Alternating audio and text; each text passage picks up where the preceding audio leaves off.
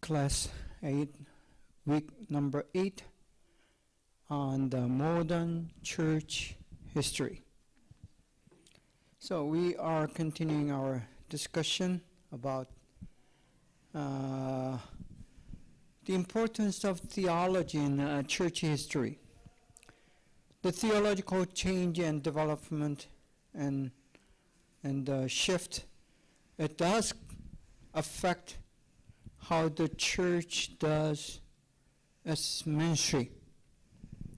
So it is important to understand the trend and the change of theological shifts and changes that is closely related to the development and history of church. So we were discussing these some of the themes that are core and center to the study of theology or discussion of theology. Reveals, emphasis, and focuses. That's where we left off last week. So again, when you are trying to understand Christianity, and as a church, when you are planning and exercising your ministry,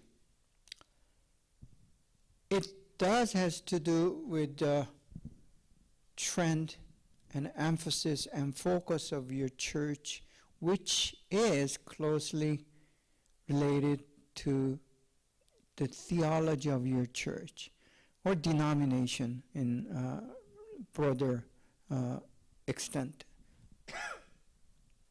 So each denomination would have a different or distinctive theology and doctrine, which would have distinctive focus and emphasis. And that closely affect how each local churches do their ministry in that given and particular denomination.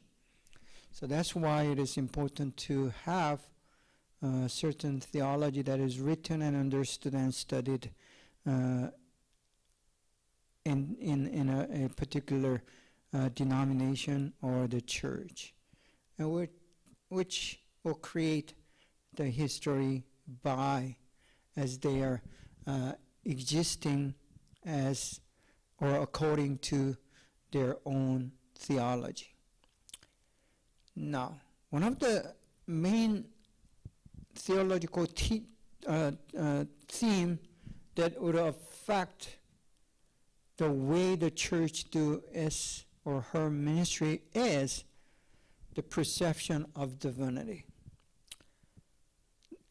Because God is so big and so diverse, it could result the perception like a perception of 5 blinds trying to describe and understand an elephant. So, I mean, one who had touched the elephant's large ear would say elephant is like a big fan, or say it is like a big pillar, the one who embraced and touched elephant's leg. And one would say it's like a snake who had touched and felt the tail of elephant. So it's each would have different perception of God, and because of that, certain perception of God, which is inclined to a certain emphasis and focus, they would have different theology and distinctive ministry as well. For example, there are those theology that inclines God to be God of wrath, or God of very strict God, who is like a father figure. I mean, authoritarian and very strict. So that would be one perception of divinity. On the contrary, there would be the people and the congregation or theology that says God is more like a God of the mother who is very accepting, warm, and loving, and so on. So they emphasize the themes like grace, mercy, and gentle, loving God, while this father figure divinity perception would say God is God of judgment, is a God of justice, and God of wrath, and so on. So, even though we are believing in the same God of Bible, the Yahweh, and the Father of Jesus Christ, both Old Testament God and New Testament God, it depends on how you interpret and understand and perceive the divinity, the nature of divinity.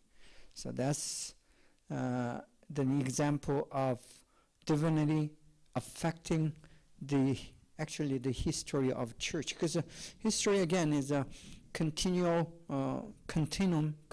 of existence of the church, or church's existence that is continued into a very into a line or chronology. So that's another example how the theology has importance in the understanding the church history, not only the modern church history, but church history in general.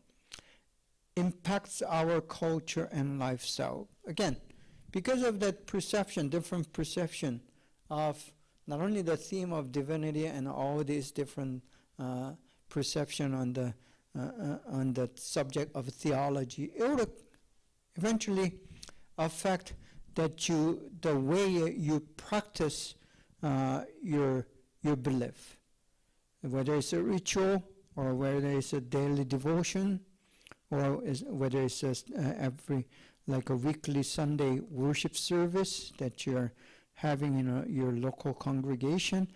These things will be impacted and influenced greatly by the theology. So you see, I mean, this is very evident in which church you go to for the service. If you go to like an Anglican church, it is somewhat like a mixture between the Catholic tradition plus Reformed church or Reformed theology. And if you go to charismatic sort of the denominations or churches, then it is quite a different scene because they focus and emphasize on a supernatural and mystic power of the Holy Spirit that is working and exhibiting its character in very emotional and active way, dynamic way, rather. So, see, and if you go to the Afro-American churches in south of United States of America, then you will see there's what we call black church that is quite different from the church that we know. So there is a different culture and lifestyle, especially including the way you worship in each individual churches, and also in general as a whole church, which will result different reading and understanding of the church narrative. Okay. Now, since we are dealing with the history is a record of changes, continuous changes that happen in our daily, monthly, and yearly existence. So the theme of any history, including church history, is to view and review how they or we have had changed or transformed from state of being A to state of being B to C, and so on. So what are we looking for when we are looking into the change in the history of the church theology or theology of churches? Number one, change of perspectives. One of the examples that I've mentioned regarding these would be the evangelism versus social responsibility, which had become one of the major discussion topics among the evangelicals as they are facing a new era, or through the end of the 20th century, especially marking incident of Lordland Covenant. Western Church becomes or begins to have this awareness about social responsibility. As I told you, that the society and the culture becomes more secular than ever. Again, when the country is a church and church is a country, even if it's not an exact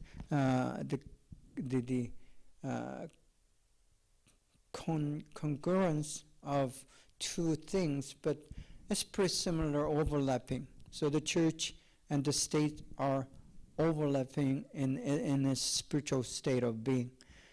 But as the secular population grows and the culture and society moves away from the church and the religion, the Christian religion, then they happen to have growing population that are unchurched, and these people become outside the church and become outside the service of the church, which the well-being or the provision of these poor and, according to the Bible, orphans and widows, who are representing the one who have no means to generate its own financial values or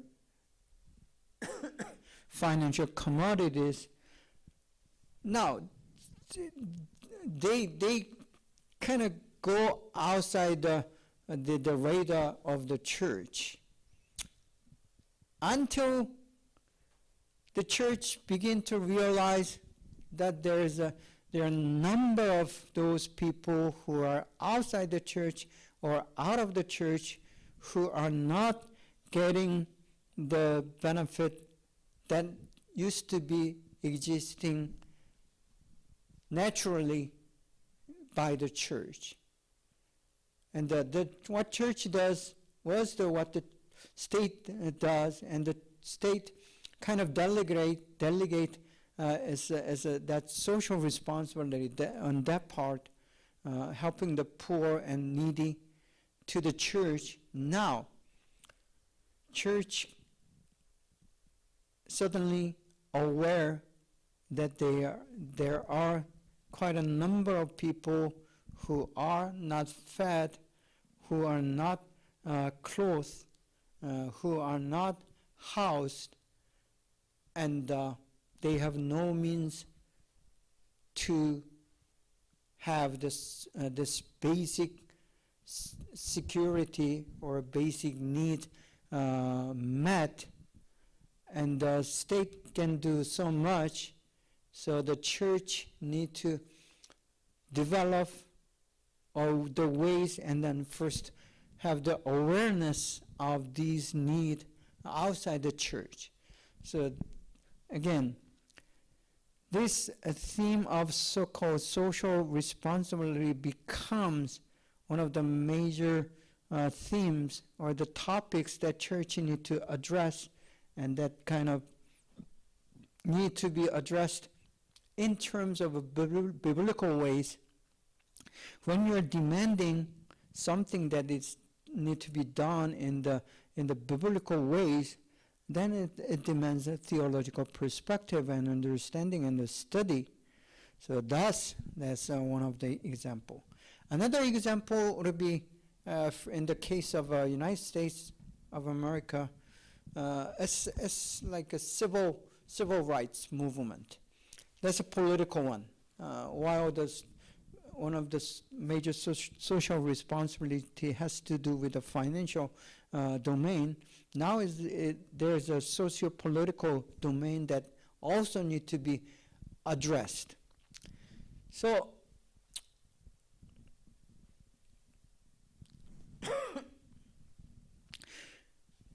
the church now need to address this question: which is the proper and correct and right reaction or response to this political situation that is going on,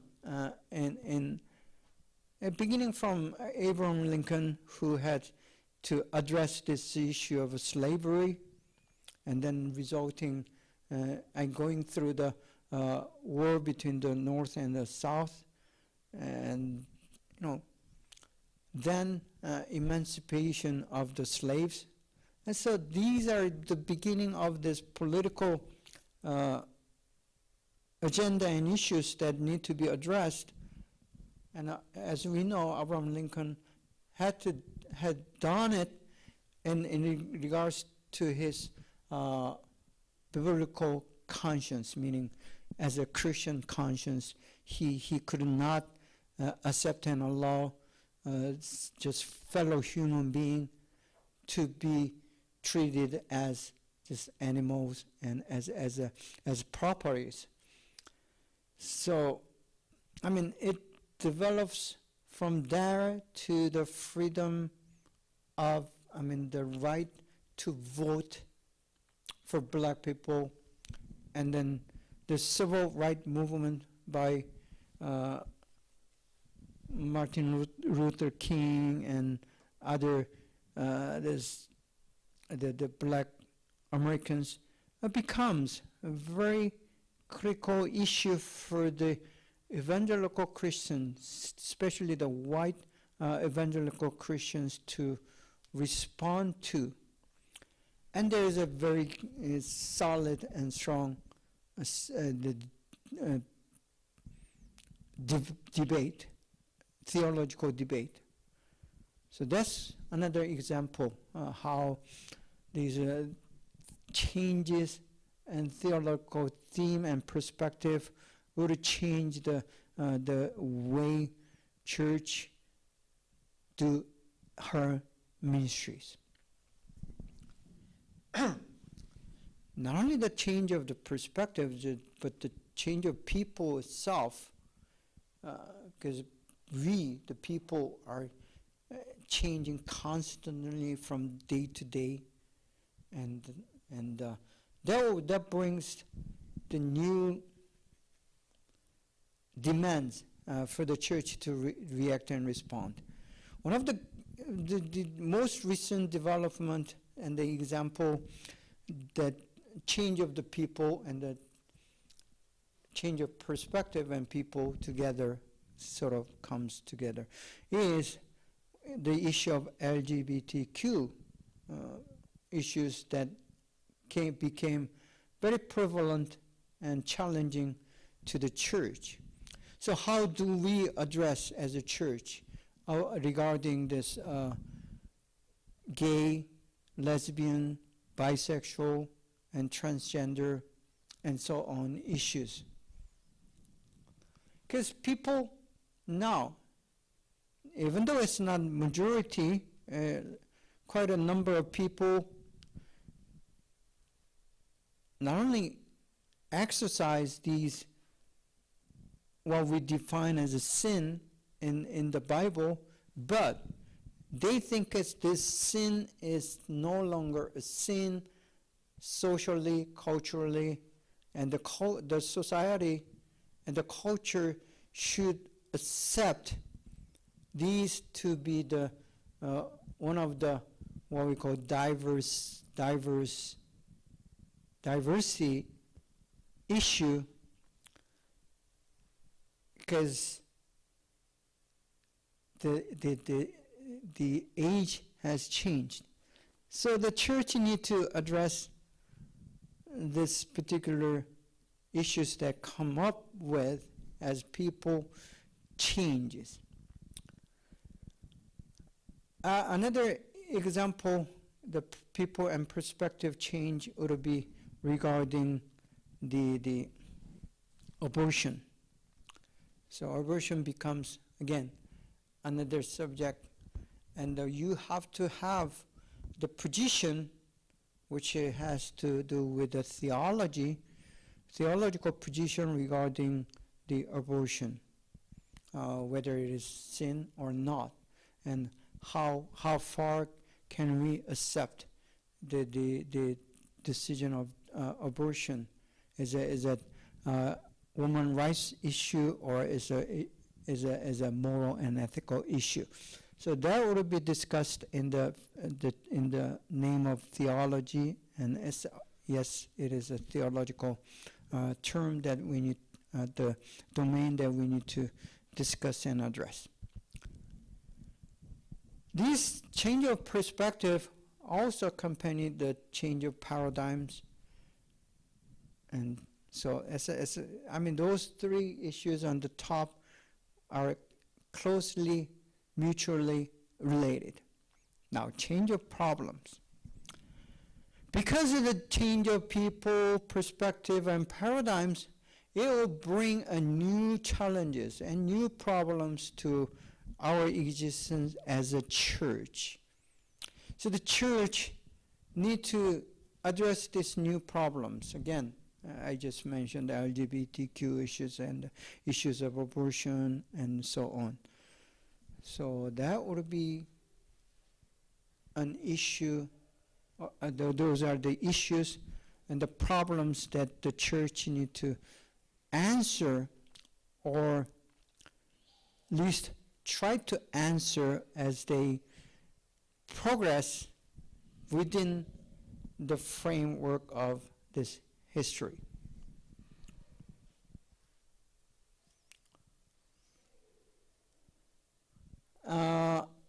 If you are to understand the modern church history, we need to understand also this general historical background, which I have already mentioned quite a few times in prior lessons.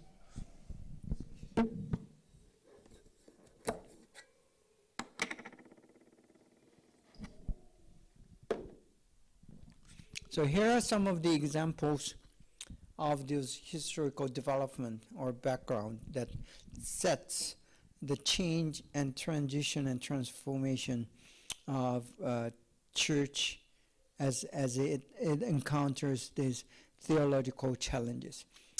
First one is Enlightenment and rationalism. This rationalism and Enlightenment is the trend that you trust your own thoughts and thinkings, and men are to use the intellectual power over biblical teachings or the spiritual power, which, if you include your intellectual and rational ability under the umbrella of God's sovereign authority, then it will be more than okay, because that's how the Bible teaches. But if you try to put this rational power and ability and then human intellect outside the umbrella of God's sovereignty and authority, then we have problem and issues. And that's what had happened. So they tried to avoid or deny God or any spiritual domain and only recognize these visible, physical, and rationally, human rationally acceptable facts as a reality, then the church have big issues. Because the church, by nature, by essence, it deals with the spiritual domain and spiritual reality as well. That's a primary, fundamental. So if you deny those fundamental domain, the reality of spiritual domain, then we have very, very serious and critical issues regarding how we perceive the human existence. So that's what happens in Enlightenment and rationalism, which leads to the age of science. To be more accurate, the age of natural science or physical science. Physical science, of course, is a very, very needed and valid academic field, as long as it deals with the physical reality. But once when it tries to explain or try to engage in the understanding of beyond the physical reality, then it will contradict itself. Logically, because science, again, physical science deals with the problems and issues and questions regarding the physical reality. But the origin of this physical reality that we see, including the nature and then animals and human beings, then it's going beyond, not only going beyond its given domain or parameters, but it also has to fabricate certain theory to explain that, which is impossible to prove or disprove by physical or natural science. So that's contradicting, self-contradicting, self-contradicting of the science itself. So the church needs to address the domain or the parameters of science and argue against the natural science that says the origin of human existence or human being is by accident and by chances. So that's another major issue that we now, even to 21st century church, need to face and fight against.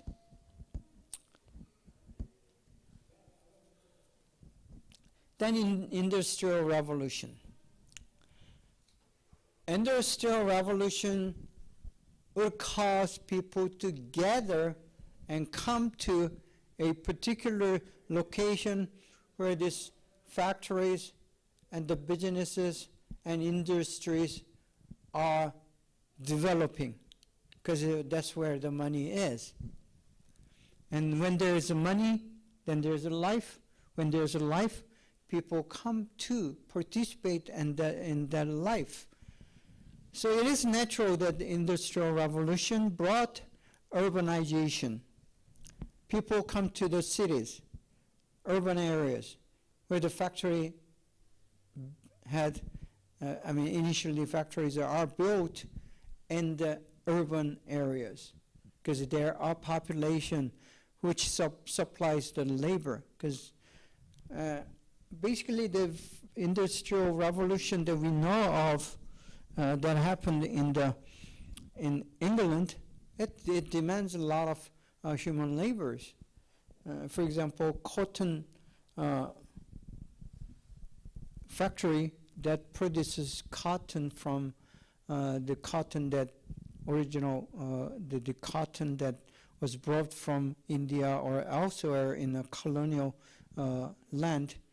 They need to process that cotton to the garments.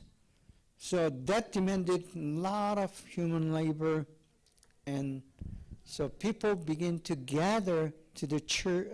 To the urban areas, which for the church it meant the church that we know of at the time was small. There was not like a mega churches or any church that is oversized churches. But now with the development of this Industrial Revolution and urbanization, it caused the church to grow in numbers. And we don't call that it as the mission growth, but in missiology we term it as the immigrant or horizontal growth. So what it means by the horizontal growth is the church, the people, the Christians who are in rural area move to the urban area for the job, and then they go to churches that are in the urban area. Because of that, the church does grow in numbers. So that's how the big churches or mega churches happen to exist. And now church need to deal with those issues as well, and need to address what is is industrialization, is it biblical? Is it good? Is it in the plan of God? Because with industrialization or Industrial Revolution, there had been many negative or side effects that had resulted from this industrialization or Industrial Revolution. Because any development, what we call any development in human history, human existence, did bring this very negative side effects that are against biblical ideal. One of the example would be, good example would be the nuclear power. Nuclear power has, that developed for the purpose of a mass killing or mass destruction, which is right against the biblical ideal or biblical teachings. So that's probably the one example. And at the same time, because of the nuclear power, that we are able to use that energy to turn into electricity, and it gives us a cheaper energy sources. So always there's a good and bad, and anything that supposed to be good does have the darker side as well. So every development, scientific development or any other development that we see in human history do bring or does bring these negative side effects. And the church has to be prepared itself or herself to have an answer or response to these negative side effects and how to minimize them or even possible eliminate them, which never had happened because of our human greed and ego and so on. So evil in a human being does result this negative side of or from what we so-called development or even improvement.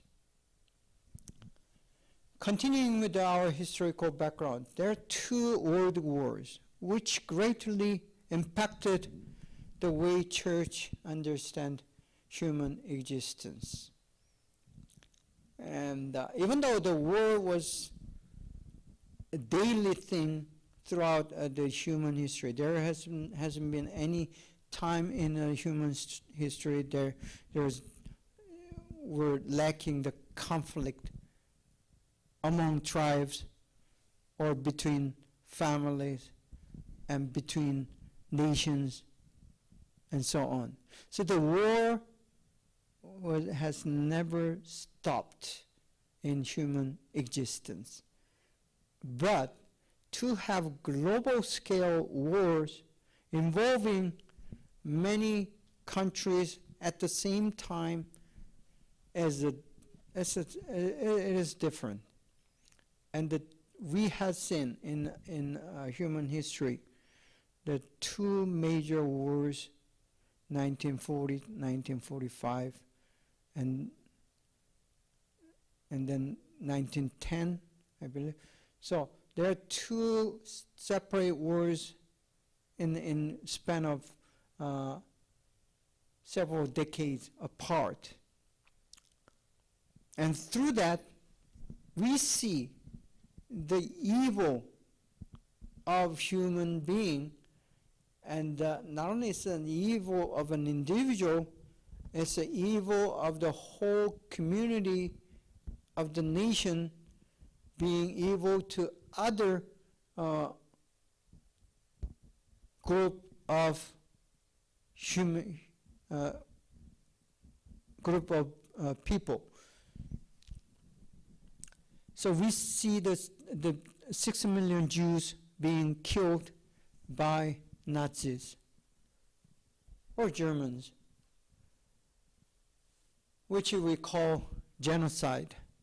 And the genocide is not something new, though. There has been or had been many genocide in human history. But the scale and the reason for the genocide in the World War II that is done by Nazis is a totally different magnitude and with a different reasons. So church had very difficult time to understand these Nazis, majority of these Nazis, they were Lutherans, church, because still in the time, Second World War time, the German had a national church, the Lutheran church as a national church. So whether it's a Hitler or the followers of Hitler's, they do engage in this massive war, and sadly, they use the theology to justify their genocide against Jews. Okay, let's take a 10 minutes break, and we'll continue in the second hour. Please sign up. Millions and millions of people for the reason of the national security or national safety, and to be honest, is the ego and the greed and the evil of human generation that had caused these two massive killings and destruction. Okay, then social gospel. Again, I spoke of the social responsibility that had become one of the major agenda for evangelical churches. And along with it, when they speak of social gospel, it not only is a social responsibility, but they included any social movement that geared toward having the justice for the people. So it did include the political agenda. Now the problem for the church is not every Christian agreed to the one congruent answer to these social justice or political justice issues. As much as we still have Democrat and Republican having a different ideology or the idea again toward how the government should be run. So it was the same thing. That by nature is the same idea, same problem that had caused us, the church, to respond these new developing social issues that we have faced. So what they call the social gospel not only try to address the socio-political issues, but they go beyond the teaching or the traditional teaching of church regarding the gospel and spirituality. So this social gospel is helping the people to come out of the poverty and to bring them the justice and the equal rights is also the part of the gospel. I mean, yes, it is part of the gospel, but they begin to eliminate this spiritual salvation, but they rather teach what they call social salvation.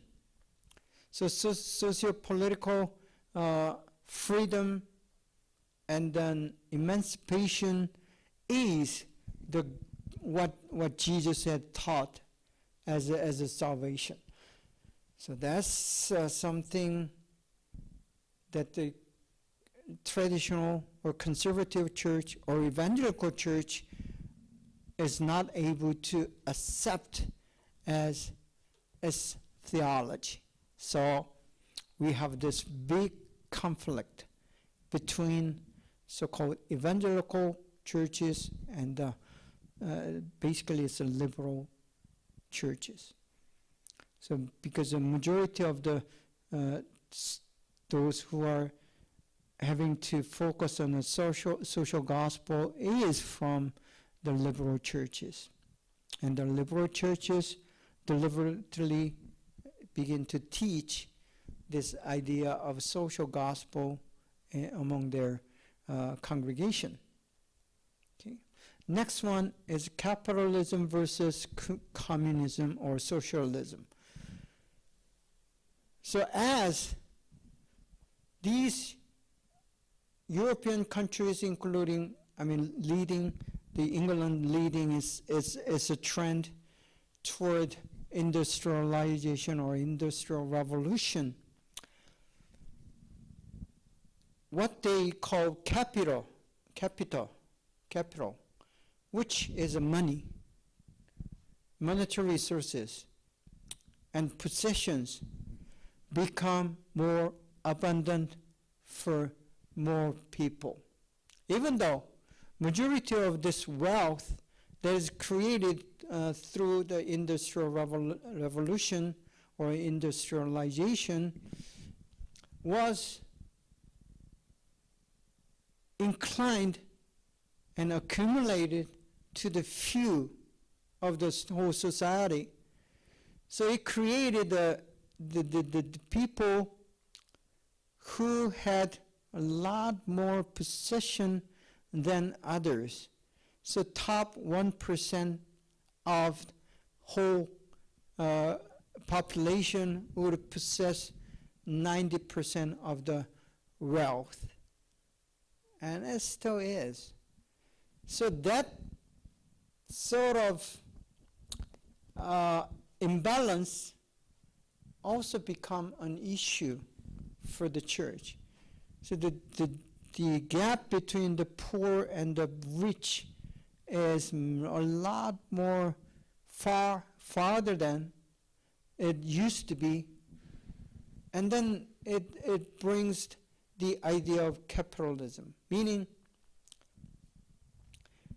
you are entitled to the monetary reward or the possession or wealth as long as you earn them, and it's going to be yours.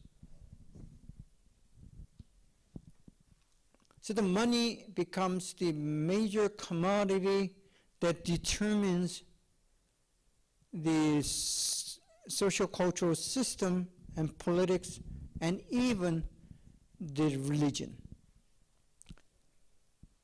So the term the money talks becomes as a very simplified model for capitalism. Because of that capitalism where the money is concentrated to the top 1% who is eager to earn and gather more wealth using those capital, those money, and not only they are only getting the money and getting rich, but they begin to exploit. So this sort of be the one major issue for the capitalism. These wealthy top, what we call bourgeois people, become so greedy. Not only they become greedy, but they use their employees, laborers, for their own greed and to build their wealth. In the process, they exploit these laborers, including children.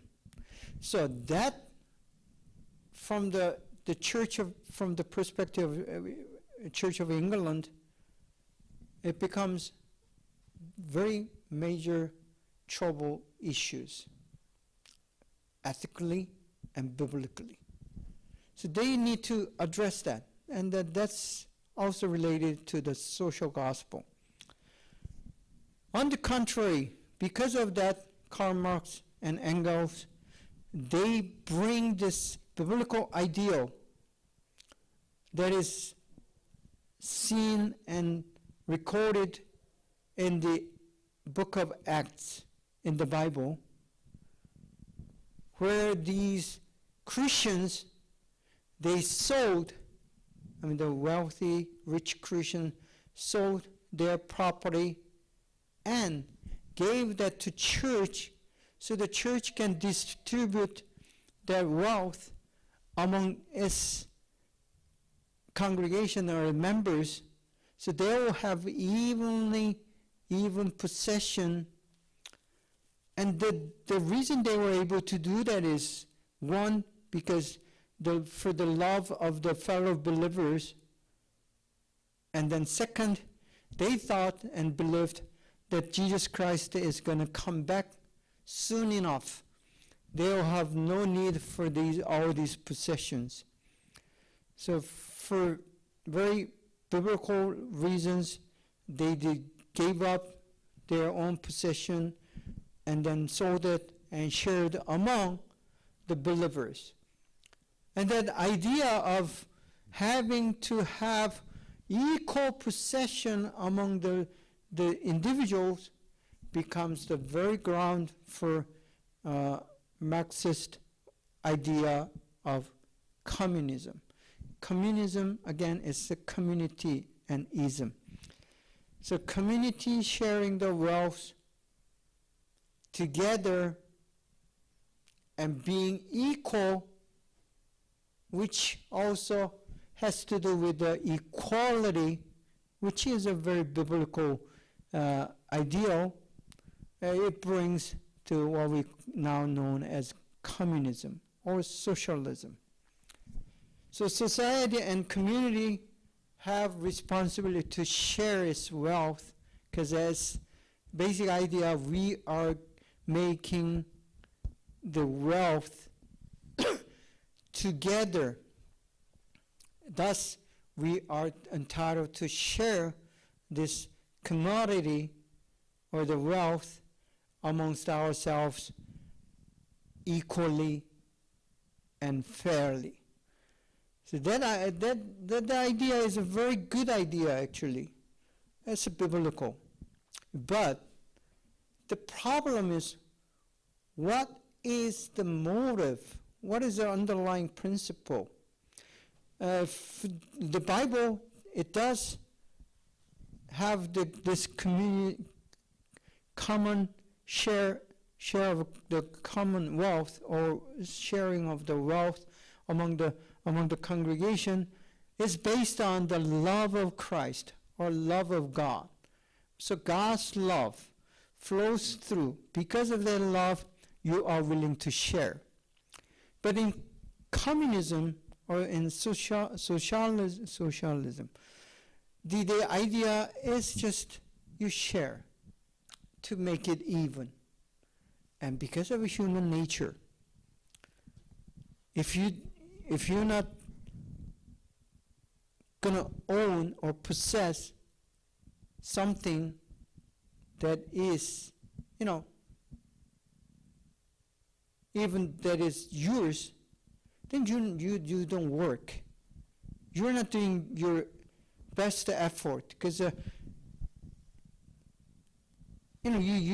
it's a human nature that you want to get something with less labor, less effort, as long as it's allowed and as long as it's possible. So the communism or socialism disregard this weakness or human ego or human greed. People need to be greedy to some degree. That's a driving force for the capitalism. Whatever you earn, that is yours. While the communism say, whatever that you earn, that we're going to share among ourselves. So these are two basic simplified principles, but the second principle, whatever we earn, we share together, did not work. Not because it's a bad idea, but because it disregards the human nature regarding the labor and the greed. So that's the problem, and the church has to answer this very idea of communism, which is brought out of the Bible itself. So that became a very challenge for the Church of England, and even in today's church it does. Then we have what we call increased diversity. The structure we are familiar with, both in Western and Eastern world, is what we call hierarchy, top to bottom. The idea is, basically, there are those who are designated and determined to be on the top, while there are people who by birth are designated to be on the bottom. So it's saying by birth or even tradition, there are those people who are determined to be bottom, and there are those who are destined or determined to be on the top. So it's a hierarchy from top to bottom. Now, what we say increased diversity happens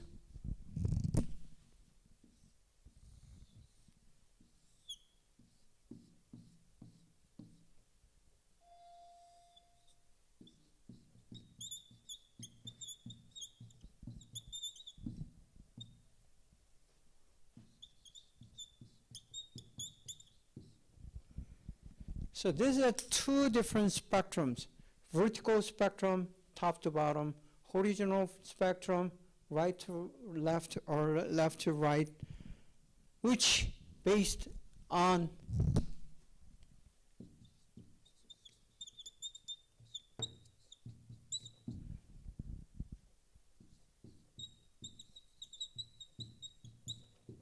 equality and dignity.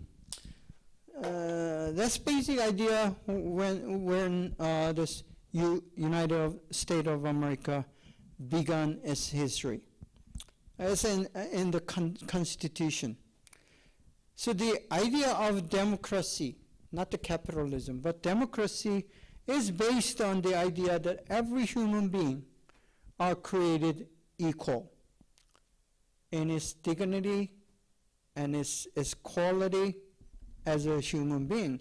And every person are born to be respected, to be honored, to be valued, regardless, now this is important, regardless of ethnicity or gender, man or woman, or age, or education, or wealth, whatever that divides people from top to bottom, according to vertical hierarchy, that no longer becomes the paradigm. The new paradigm says in America, in the Western world in general, every single person is a person is born with, I mean, not by birth, you're not determined, but born with equal rights as a human being. So that idea brings this idea of diversity. Diverse means you are different. You are different. But that difference does not make you either superior or inferior. So these characters, whether it's color of skin or nationality or the language that you speak or the amount of education you have or the gender, female or male, these things would not make any difference at all. What happens is happening right after birth. Then you are your own Lord, your own master in determining your own fate. So the idea is not predetermined that you're to be on certain class or certain level of human hierarchy, but you're born with the same opportunity and same right. So the diversity, the word diversity is there when you have this what we call tolerance of one another regarding the differences. So either you are making these differences or distinctives as the mark for the level or hierarchy, or it's just the quality that is in the term of difference. So it doesn't give you any position or certain state of position, the race or skin of colors, it don't. But yet, we still see the racism in elsewhere. It's not just among the white people looking down or discriminating against the people of the colors, but it does happen among Asians and among blacks, among Latinos. They do have also same trend to look down on certain people with regard to anything, you know. So that's something that the church still struggles with. Still, there are some white churches that they believe, these Christians still believe they are superior to other colored churches. And that's not what the Bible is teaching us. So, increased diversity. Also, because of the diversity, if you misinterpret the diversity, it becomes the reason for discrimination. So there is always, again, danger of using some idea, even though it's a good idea, for the benefit of their own gain.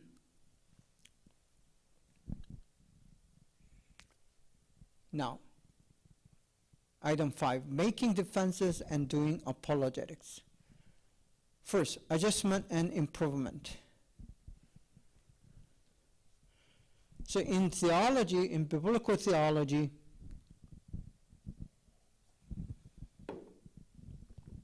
what we are teaching in evangelical theology is you are to mature. The maturity is the idea and the goal of Christian practice or Christian belief. So if you are Christian, you are to mature and grow continually until the Jesus comes back or until your death. And that's a basic idea of Christian maturity and growth. Second, confession and creed. We need to write down in the very exact and clear word about what we believe in. So that comes out in the form of confession and creed. And in modern days, we do not have the new creed or the confession that is written, but each individual denomination would have their own creed and confession based on what we call evangelical confession and creed, which bases its root going back to Nicaea and then recently Westminster and so on. So that's another thing. Fundamentalism. I'll just jump on that. Liberal theology and liberation theology. So these are, again, has to do with what we discussed on social gospel.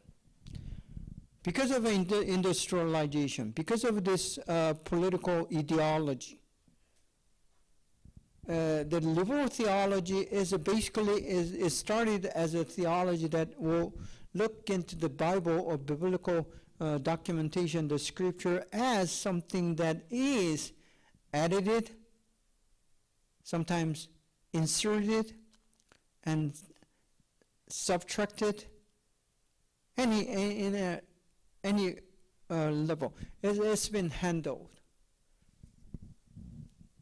And that they believe the Bible does have the human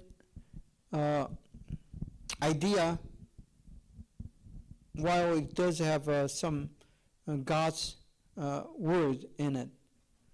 Well, which is true. I mean, not everything that is written in the Bible is the word of God. That's not how we understand the Bible.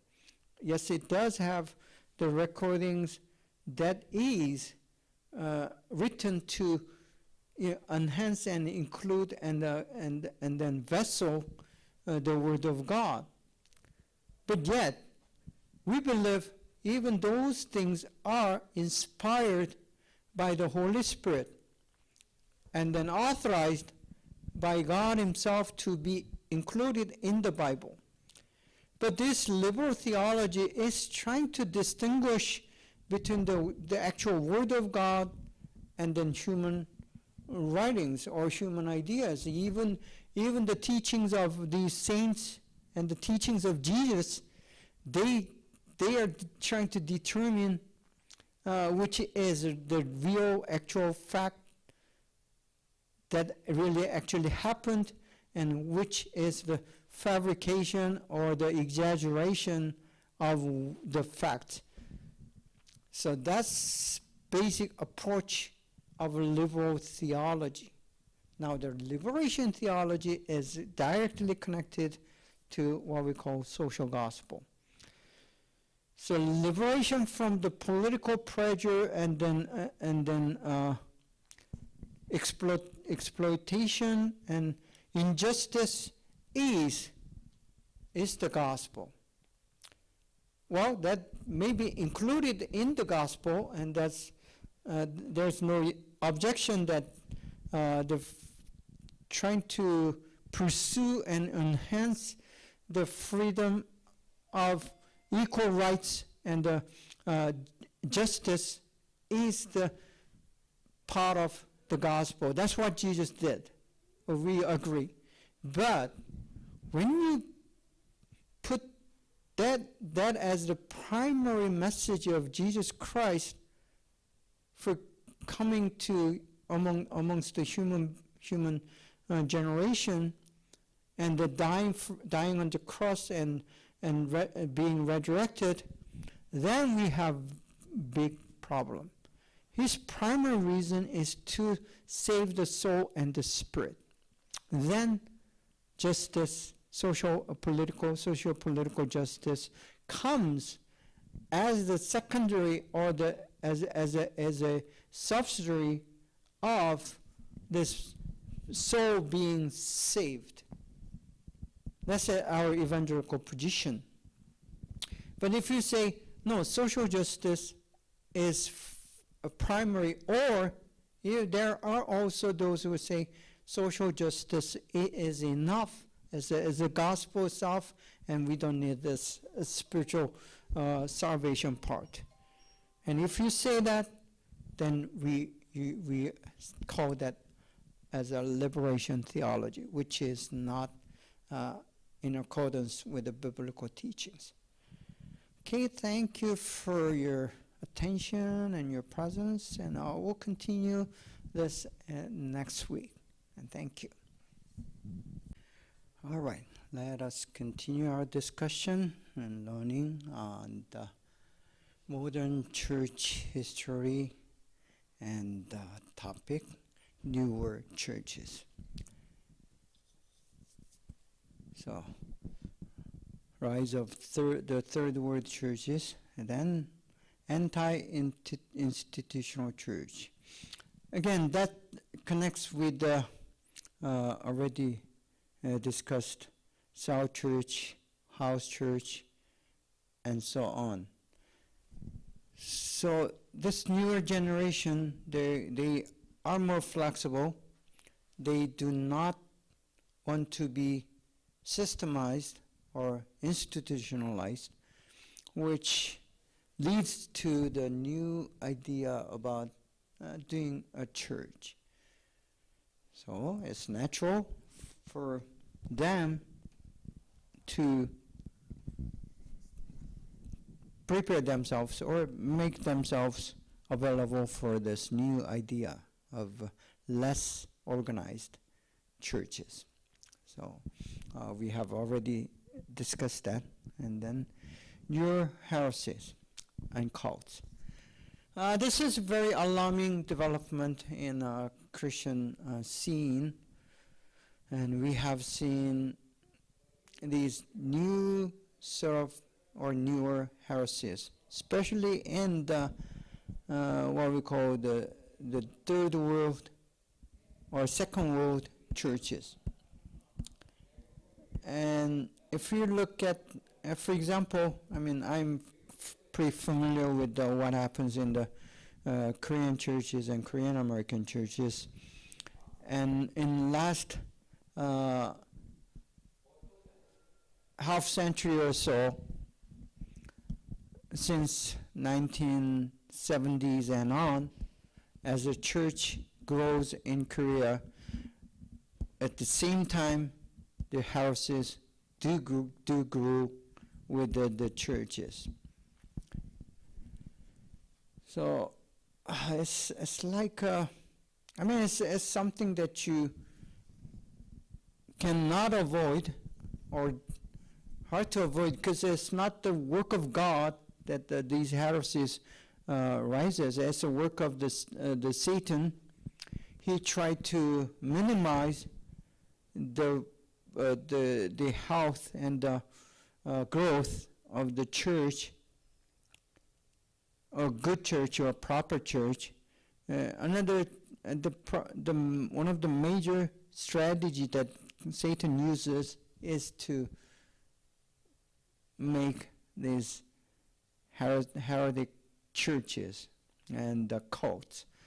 So if the church grows, and then heresies also grows along with it. That's how the history does show.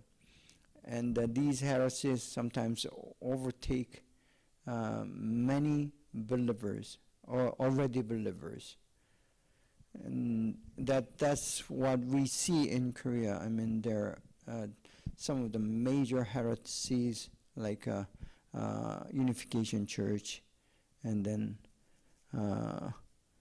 JMS movement, and then Shincheonji. These things, they number hundreds, thousands of believers, more than. So these three major heresies alone would probably cover almost 1 million. So million, what they believe themselves to be Christian or biblical, solid biblical Christian, are not actually Christian. So million in Korea, in Korean church, is a large number. So that's how these heresies affect and degrade against the evangelical, good, Bible-believing churches. Okay, so that covers the church and churches. We'll go into the next topic, and topic 2 will be theological development.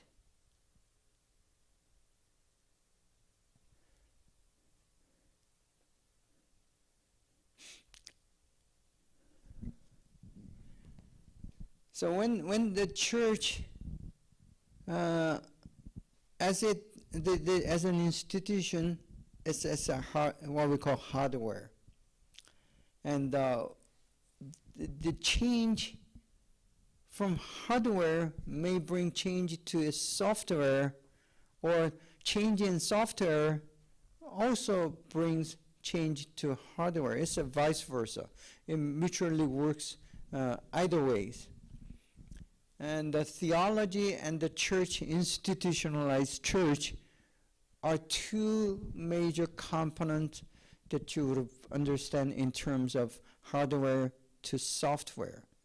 So if institutionalized churches or denominational churches are considered as hardwares, then theology and doctrine would be its softwares. So who manages and develop and work with these theology is theologians, or the sort of brain of the church. Okay, so we need to understand theology first before we go into how there's a theological development and changes were happening in the modern church history. So let's try to understand and look into theology. Theology as a fundamental academic discipline.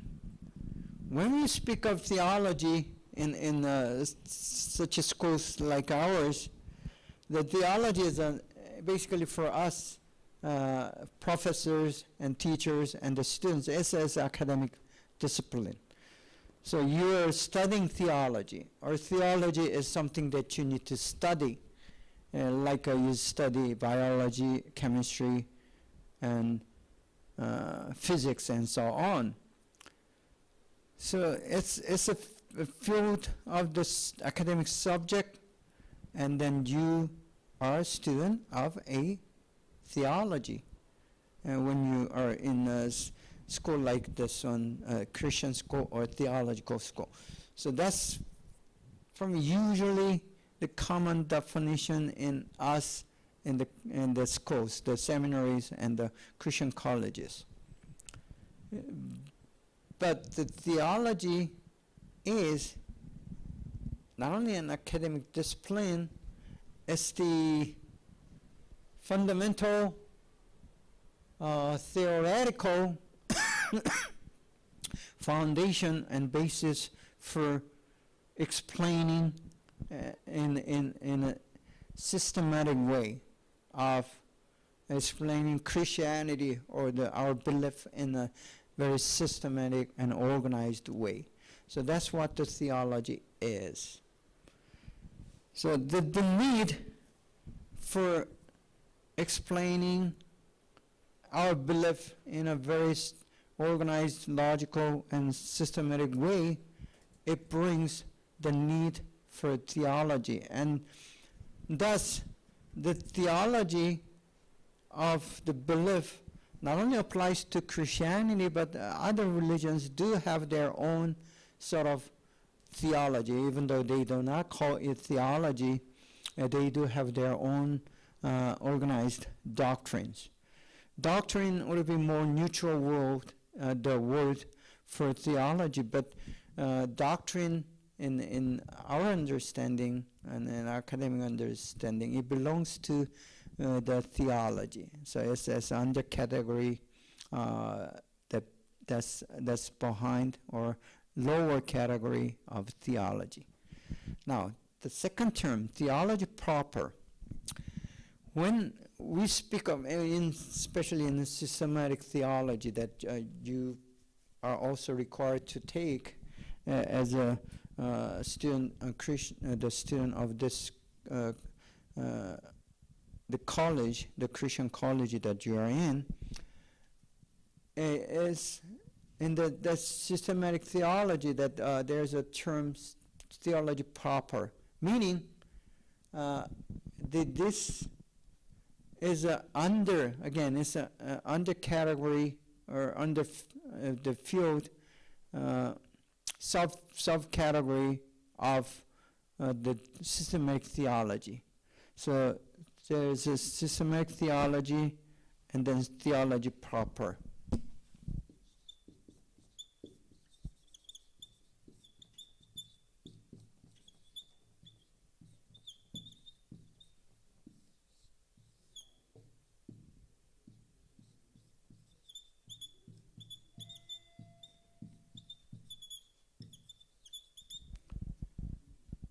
So theology proper is a study of God or Godhead.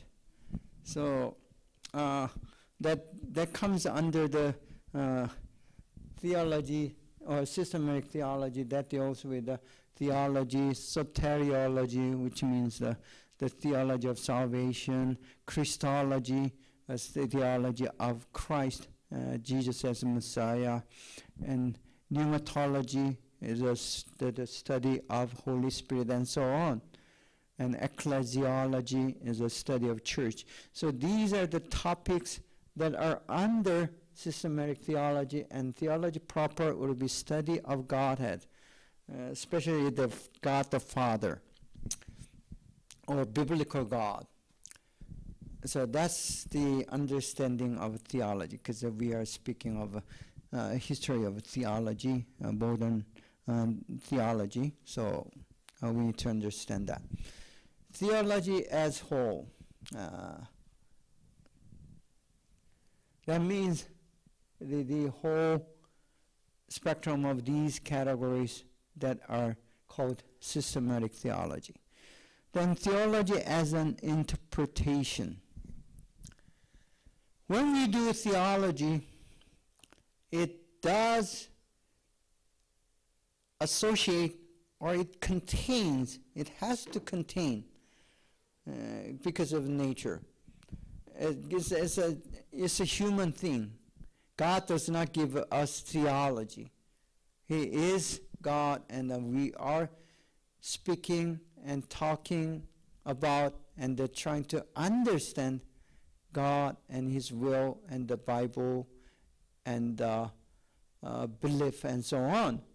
So God does not give us theology. Theology is a human development in effort to understand who God is, what His will is, what He says, the Bible, and so on.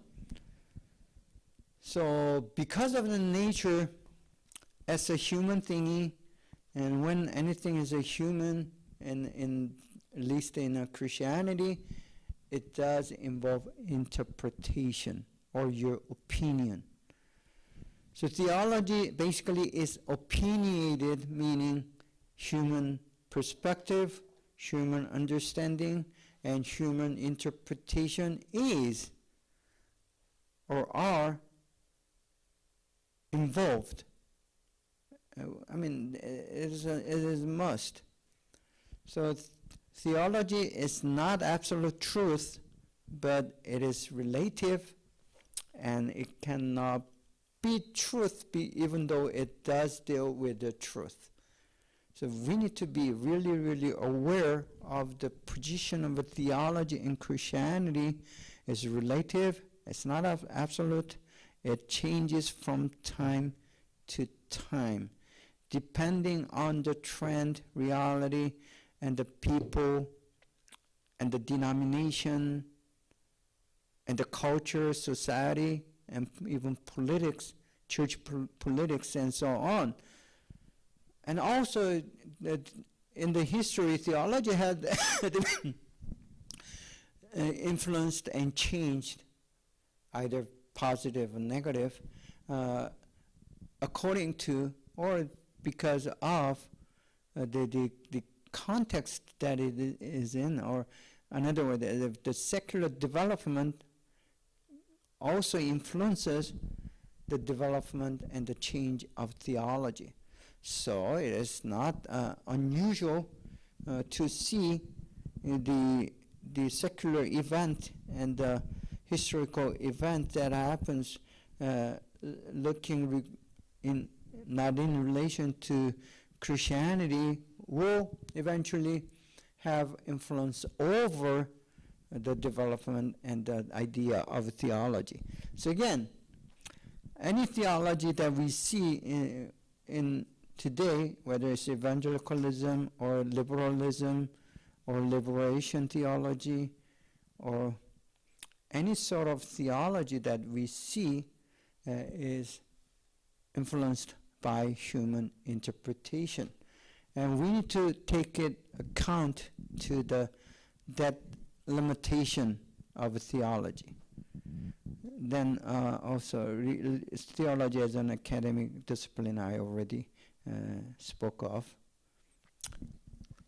importance of theology, even though it does involve interpretation and it's not perfect, it's a human, basically it's a human, it's not an invention, but a human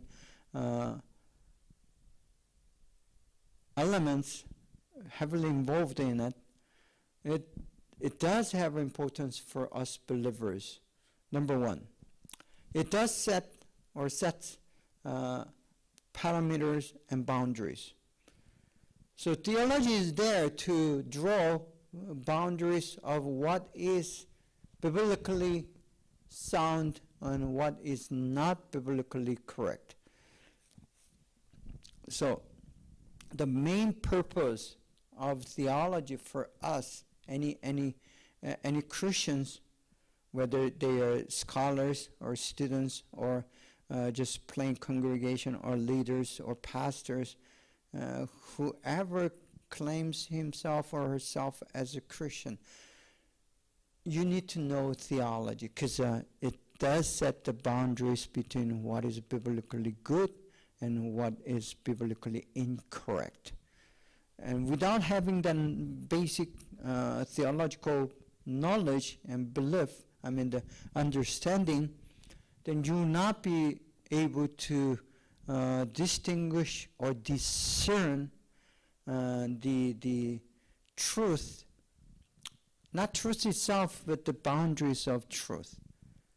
For example, if someone says Jesus is not really the Son of God, okay, or the resurrection is not the actual historical event that had happened, and the gospel, the writings in the gospel or narratives in the gospel regarding the resurrection event is not true to facts. It's modified, edited, and added and subtract.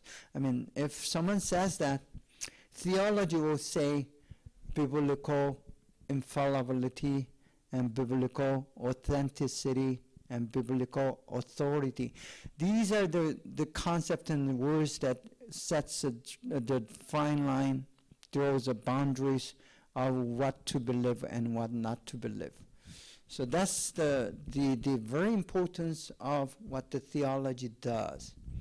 And even though theology does change from time to time, the major the pillars or the core values, core truth of the theology does not change. And if that does changes, then we don't call that Christianity anymore. So that's again a boundary. So there's the purpose of theology is not only to help us to understand God and the message in the Bible, but it does draw a very fine boundary for us to not to cross. Second, again, that's another major function of theology, which is a very systematic explanation of our belief. Because our belief is usually fragmented, it's not integrated. You do not learn Christian belief and faith by certain order unless you are put into very organized, systematic discipleship. And usually each church member the congregation will learn whatever comes first, not in a given certain order. So theology is needed to help the believers to have a certain organized system or make it integrated into a very structural system. So systematic meaning it's a way of giving what's more important, what's less important, which goes under which subject and title and concept and so on. So you're going to learn Trinity, for example, as a systematic way of explaining our Godhead, and without having that term Trinity, you need a long explanation to just use that concept.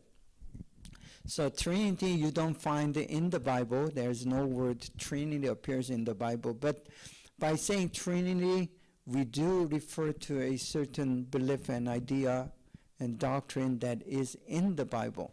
So that's an example of having a theology and as a systematic explanation. And another example, you would say incarnation, and that's a very the theological term, and it comes out of the Bible. But when you say incarnation in theology, it means the Jesus Christ, God Himself, coming into the world, having the flesh and bone of human existence.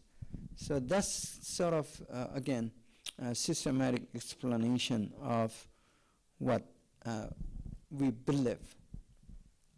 So it is necessary, the theology is necessary to have this very systematic explanation, and also because of that systematic explanation, we are able to communicate among the Christians without having to go through long explanation.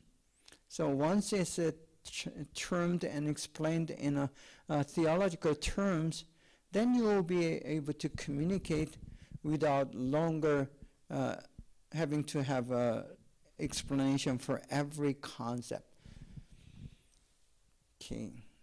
And so this it comes with a very practical needs for us to communicate in a more organized and effective way among the believers, especially among the scholars. Third point, a rationale. Theology explains why of the many doctrinal or theological biblical topics. So when you ask why this and why that, for example, why Jesus need to be hung on the cross and die, since you could have, since He is God Himself, He could have came right off the cross, or not even go to the cross, and still saved all human generation. And then you ask why? What's the rationale for that? What's the reason for that? And the theology is there to explain those from the Bible. And of course, theology always uses the Bible as a reference, and then brings that truth from the Bible in a very organized and logical, systematic way, and then tell the listeners and the believers the reason and the motive for certain items and the subject and things that are in the Bible or out of the Bible. So that's third reason and the importance of theology. Number 4, reflects the context of change. Again, I told you that theology is the interpretation, and it is affected and influenced by the change that's happening within the context and outside the context. So as the history progresses and our perspective changes, and it doesn't reflect those changes that happen within the church or outside the church even. So that's another very function and the importance of theology that we are to study as a history. So basically the history of theology does focus on these changes and why these changes happen, what kind of change happen, and how these changes affected the church and the church growth, and eventually the kingdom of God. So that would be the question that we need to address as a historians of church, and especially regarding the theology or theological development. Continuing with the definition, theology, importance of theology, continuing with that, reveals emphasis and focus. Not all doctrines are the same, meaning they have different depth and different density and different weight. Some are more important than others. Some are more deep than others. So by doing the theology, that you kind of can label the importance of doctrines. And for example, the doctrine of resurrection and the virgin birth, these are more fundamental and deep truth than the theology of baptism. So there are scales or levels of the truth, even though each doctrine are very key and important. You cannot eliminate them, but there is still the different depth. And some need to be emphasized more than others. Some are more focused when you're studying. So again, for example, the doctrine of Trinity, doctrine of Christology, or the doctrine of Christ, or doctrine of resurrection, and then sin and death. These are some of the key important theological topics that need to be emphasized. Unless you study the theology, that you will not be able to distinguish these differences. So it is necessary, and if you to become a more mature Christian yourself, then even though you are not a student of the theological school or seminary, we don't require that kind of level, but still, each Christian should have least certain amount of theological understanding to his or her own belief. So that's a necessity, and that's a must, and you need to learn and study the theology to a certain degree to be able to distinguish more important doctrine than less important doctrine, and so on. Okay, then the perception of divinity.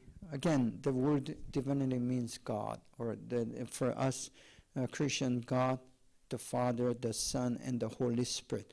These are the three the person of divinity or person of God. And you need to understand each divinity, because they're the same, but they are different.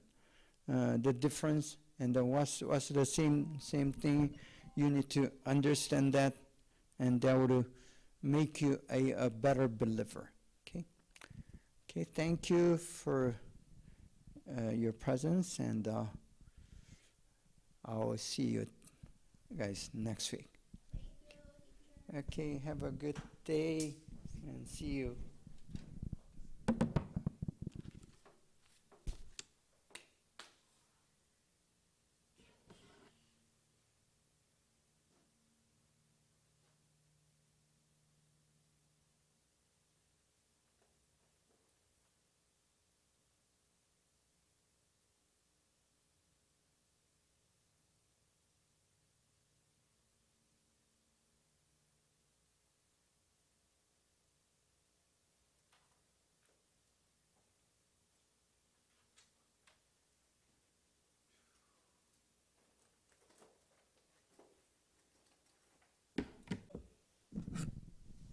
This is our second hour in the week number 6 on modern church history. And we are speaking of this shift. And there are these major shifts that happened, like we just looked at, reviewed a very short chronology of church history. And there are these moments where the history changes from A to A. Sometimes it's very drastic within days or weeks. Sometimes it takes months or years. But certainly there are these trends, what we call shift, and usually resulting a paradigm shift. Paradigm shift is again, it's a way of thinking, how people perceive and how people interpret the reality. So we continue to do that as a human being, individually, sometimes as a whole ethnic group, and whatever the case is, that we continue to interpret and respond to the reality, and sometimes your perspective, your perception changes from A to B. Sometimes little, but many times very big shift, what we can call a shift. So that is a form of change, and the shift, since it's a drastic change, it does bring the drastic consequence and result from that change. 2. Early ecclesiological development, new trend. So these are some of the new trends that we see in the 20th and then 21st century today. Denominationalism, which actually goes back to the 19th century. So it's not something that happened in 20th century, but in beginning with the 19th century, and within the Protestant, the Protestant itself, Protestants are the one who divide itself from the Catholic churches, but now within that Protestant churches, there are divisions usually due to theological and doctrinal differences. Usually it's not major. If it's a major difference, you might become a high heresy, but these are the minor things. For example, are you going to baptize baby or not? And most Presbyterian churches do allow infant baptism, but the Baptist churches, most conservative Baptist churches, they do not have this baby infant baptism, but instead we have what we call baby dedication. So that's totally two different things. Some churches allow congregation to have communion whether they are believers or not. And many churches, evangelical churches, do not permit or allow or ask the congregation, if you're not a born-again true believer, just pass the elements. So that's sort of a difference. And another reason for having the denomination in the modern church history is because of the way they structure their church. So the power arrangement and also decision making in a church is different from A denomination to B denomination. For example, Methodist, they would have the top, who is called, what's the name? Overseer. And this overseer takes the care of several different regional leaders.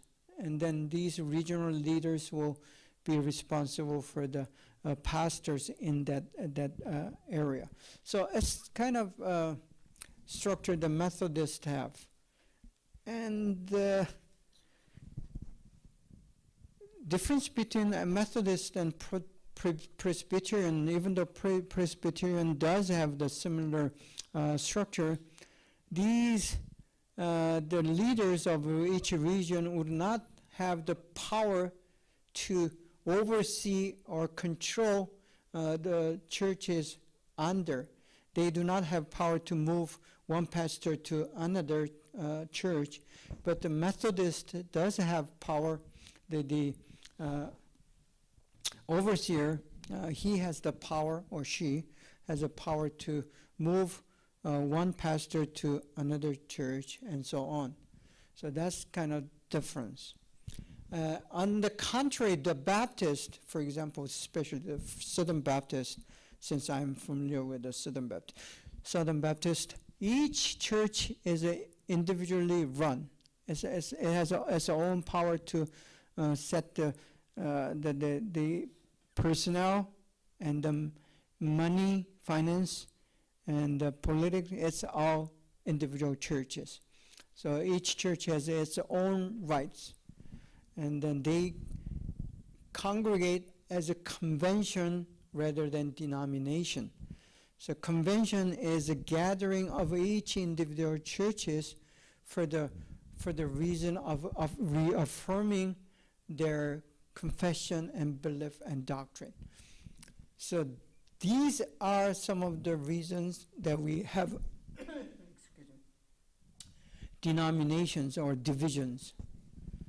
Sometimes these divisions are sour and with the fight. Sometimes it's peaceful and just signing the paper. You and I do not agree on certain things, so we're going to separate and build another group. That's very peaceful way. But many times they fight over these stuff and get divided. So whichever the case, this rise of denominationalism, it contributes, ironically, because of many denominations, the church has been expanded. That's kind of ironic, because they fight, they separate, and they build their own churches, and because of that, church expand.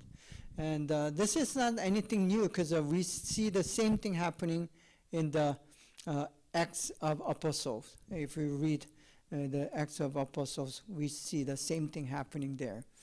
So that's nothing new. Fight and divide and grow. That's one of the ways that the church expands. Hierarchic order to team order.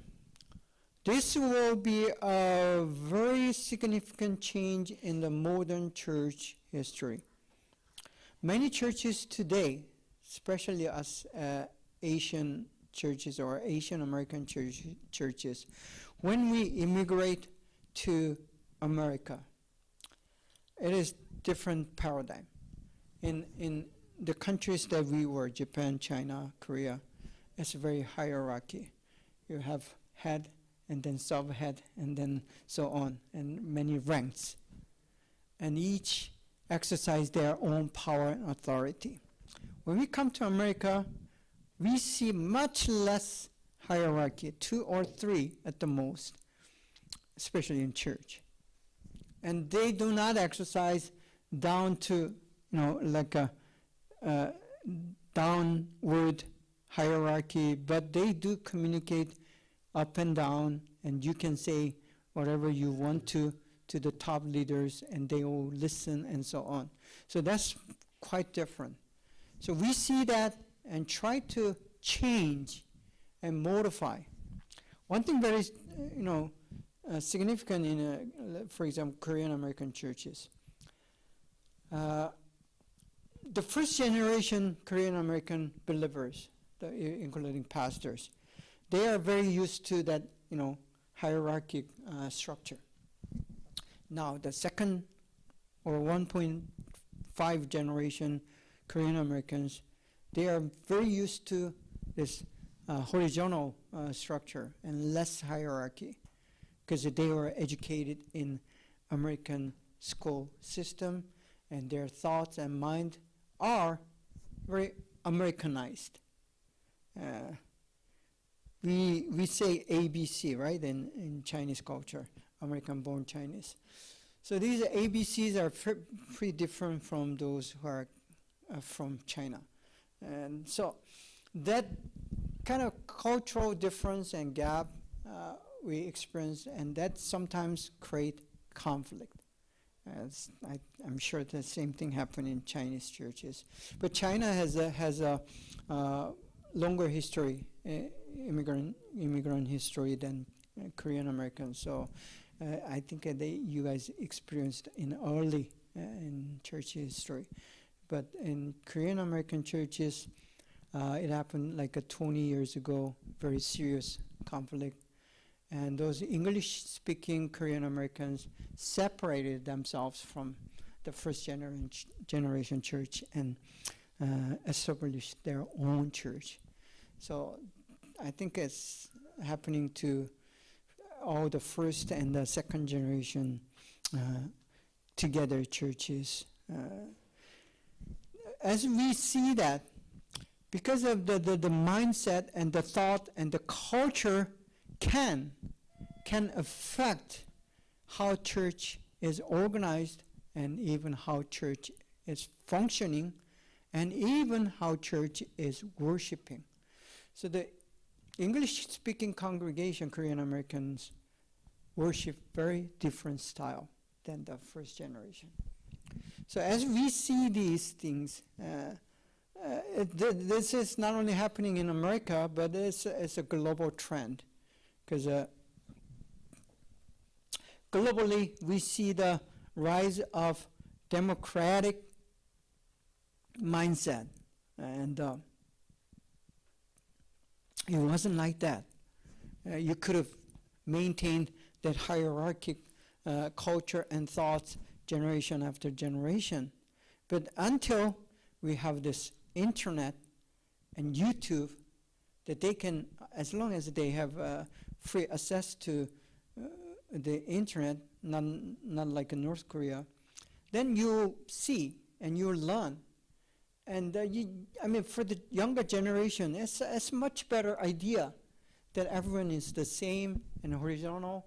You can say your opinion and freely and loudly, and you will not be punished for saying that. So it becomes like a global trend and culture, and it does come into the church as well. So now the church is more like a team-oriented, horizontal structure than it used to be. So what that means is the older generation may lose their voice. It is both good and bad, right? Always these things. It is good because you're not getting unnecessary comments or the interruption from the older generation. But at the same time, you are missing the wisdom and experience from the older generation. So it always works both ways. And the best for us today is to have unnecessary interruptions and interventions, take them away while translate and transfer all that good wisdom to the next generation. So that's what we need to do as in the in-between middle generation. So if we are successful, the church is going to grow healthy, but if we don't, then we see the very bitter separation, which happened a lot in Korean American churches that I know of. And I myself had experienced a lot of those, because I'm like a 1.5 in between, and then I many times don't understand why and how this first generation leaders do the ways they do it. And so I know this very well. Similar thing, authoritarian to autonomy. Autonomy is it's a very powerful thing, because you are generating this the initiation or the willingness from within yourself. But us who grow up in the Asian culture, you are told to do certain things, and that's how it should work. The authority tells you to do this, and you do that. And they tell you not to do this, and you don't do that. If you're going against it, then you're out of the culture. You're someone like ugly duckling. And that's how Americans say. So you're odd kind of person. You don't belong to the society and culture. But that does not produce willingness from within the culture itself. And if the church is the same, then we have problem. But the church is the same, used to be. Now, this new generation in 21st century, they want to be everything to be autonomic, meaning if I don't like it, I don't do it. If I don't want it, I don't do it, and it's okay. It wasn't used to be okay. It would be a big problem. But for this MZ generation or new generation, they, whatever, I mean, you tell me, I don't listen, and that is okay. And so that's kind of mentality. But I see this autonomy is the most powerful thing for any Christian works, Christian endeavor, discipleship, and the church attending, everything. So I'm on that side, autonomy side, than authoritarian.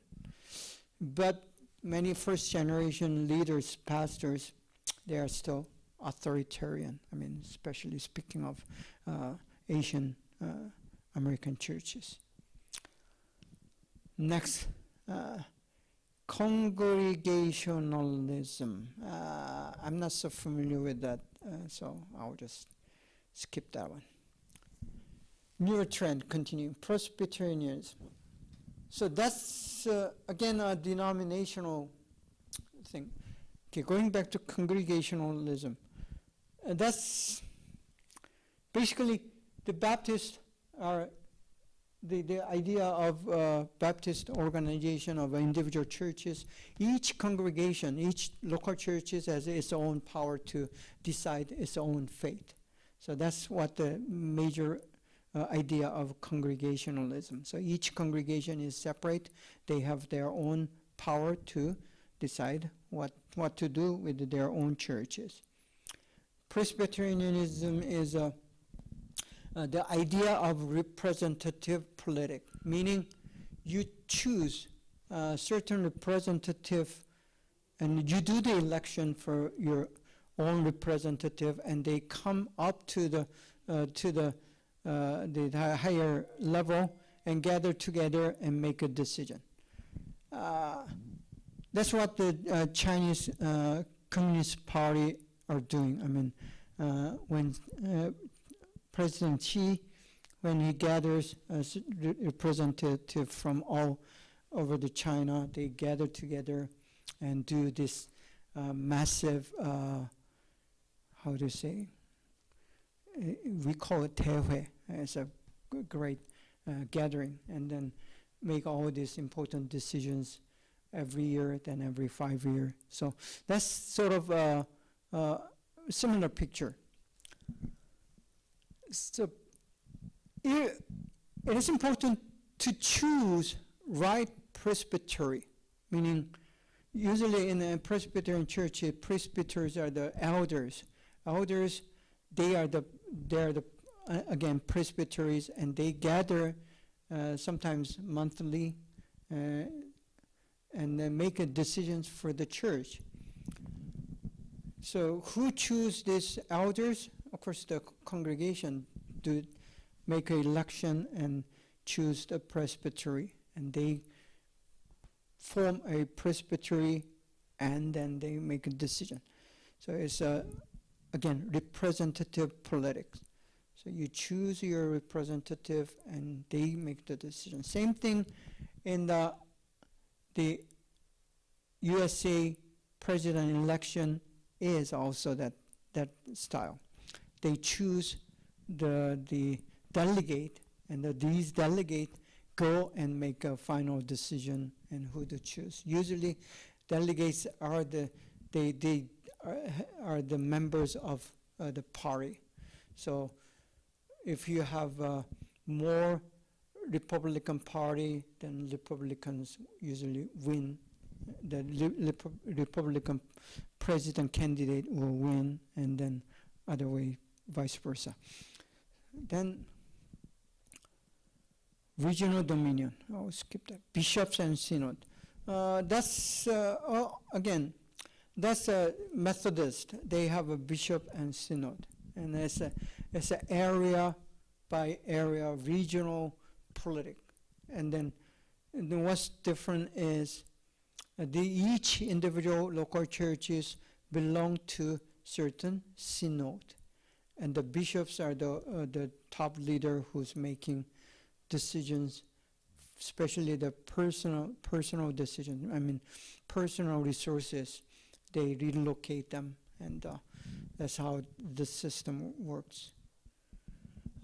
Brethren tradition. I'm not so familiar with the brethren tradition, and one thing that I know, and I had experienced the brethren tradition myself, because while I was in Africa, that the church that I attended a couple of times were brethren, and then what they do, they come on Sunday, and there's no pastor actually. So one of them, led by Holy Spirit, comes to the pulpit in front and begin to preach. So each Sunday, you do not know who's going to preach and on what passage and so on. And so that's one thing that I saw, so that I can speak of. So the leadership style is pretty different. And actually, that is a leadership style that we see in the New Testament, the Acts. And they say that's how the early church has done it, so we do still keep that. And so that's brethren tradition. So these are some of the development that mainly happen in America. So when we are talking of modern church history, if you're not speaking European churches, because European churches, it died very gradually during this modern church history, and the rise of American churches. So when we speak of modern church history, it's mainly North American churches that we are talking of. And all these things did happen mainly in America, not all, but mainly majority of the things that we are seeing, the new trend that happened in American church. Third, early ecclesiological development, new churches. Pentecostal churches and charismatic churches. Like I said, especially in Latin America, these Pentecostal and charismatic movement, or the churches, become the major trend.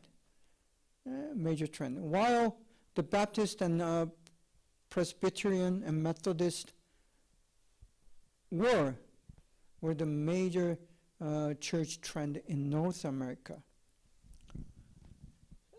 If you compare two this trend, one is the word or Bible centered, meaning they do focus on the reading and studying of the Word of God and preaching it from the Bible.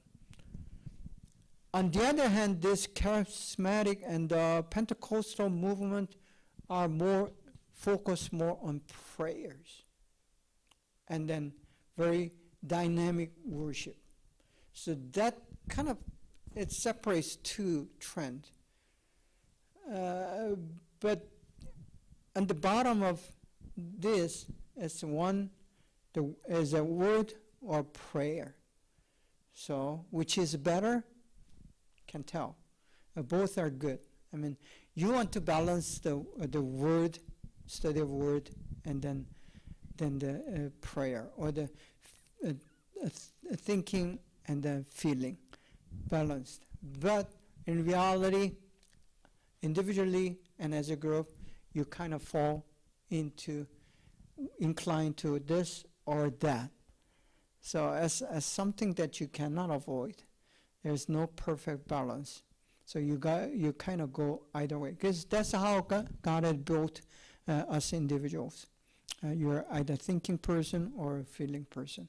You cannot be both balanced thinking and feeling. It's rare. It's not impossible, but it's rare.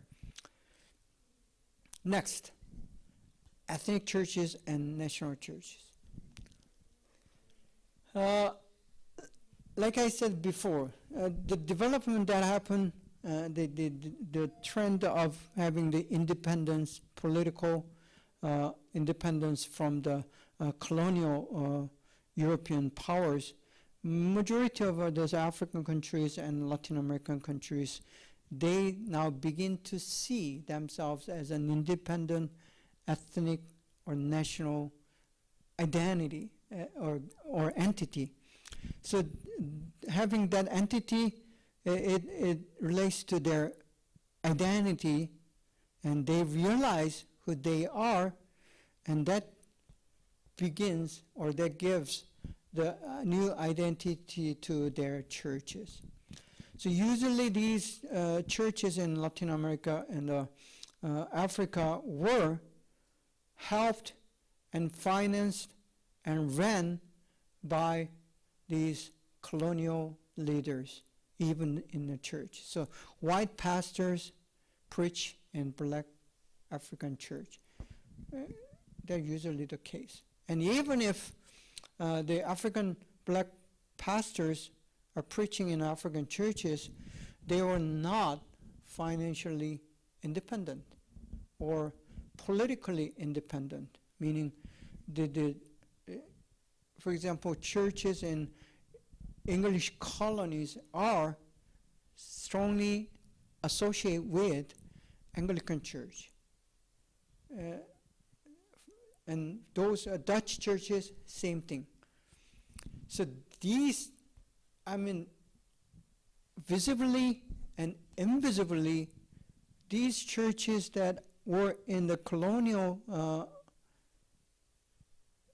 nations, they are under, it is literally under the authority of this colonial church.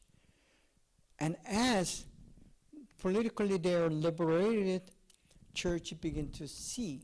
But it took a longer time than the political, because it's a church. Because it's a church, you don't kick out the white pastor because he's white.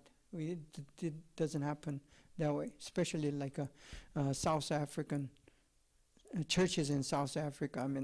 Majority of the churches pastors were white.